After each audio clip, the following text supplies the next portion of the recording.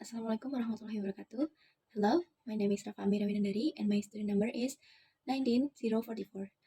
In this video, I'm going to tell you about probability sampling.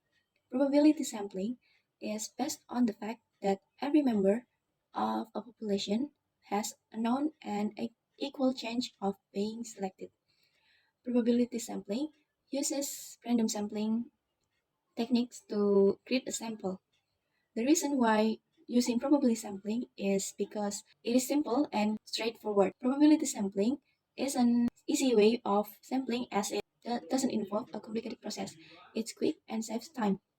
And now, about the types of probability sampling. The first one is simple random sampling. This is a completely random method of selecting subjects. This can include assigning numbers to all subjects and then using a generator to choose random numbers. For example, a random 10 cows in a field are selected from all 50 cows. In this case, the population is all 50 cows and the sample is random because each cow has an equal chance of being selected. The second is stratified random sampling.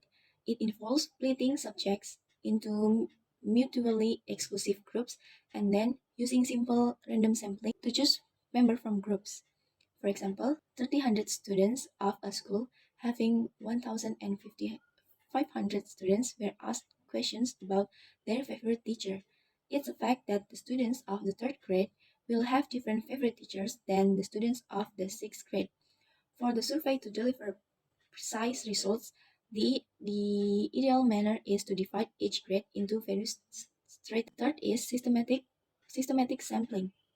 It is defined as a probability sampling method where the researcher chooses elements from a target population by selecting a random starting point and select sample members after a fixed sampling interval. For example, in class, when selecting the group leader, most of our teachers ask us to call number like 1 to 5 and students with random numbers determined by the teacher. It is a non-stressful selection process for both teachers and students.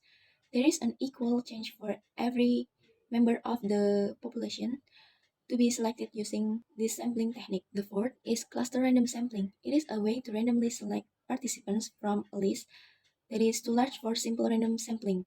For example, if you wanted to choose 50 participants from the entire population of the people in the school who most likely love English, it is likely impossible to get a complete list of everyone. Instead, the researcher randomly selects areas and randomly selects from within those boundaries. The last one is multi-stage random sampling. It is using a combination of techniques. Multi-stage sampling involves a combination of two or more of the probability sampling methods outlined above. With more advanced research, using just one form of probability sampling doesn't ensure the randomization necessary to ensure confidence in results. For example, a teacher wants to understand how English education students doing their grammar tasks. It requires a sample of 100 respondents. The teacher chooses 5 from 30 randomly. Then he selects 3 subdistricts of the 30 students selected at random. He then chose 2 classes to conduct his research.